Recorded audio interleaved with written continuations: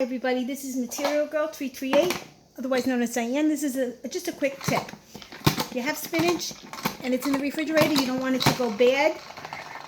What I do is I wash it and then I put it in my salad spinner and I put it in a Ziploc bag and then I freeze it.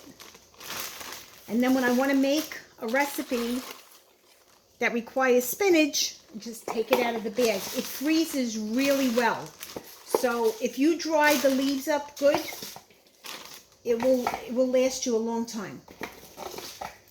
And when I make like couscous, or I make quinoa, or I make a rice dish, it depends on what I need it for. Even in soups, and if you have a recipe that calls for spinach, that's it. Just take the air out. Take as much air as you can.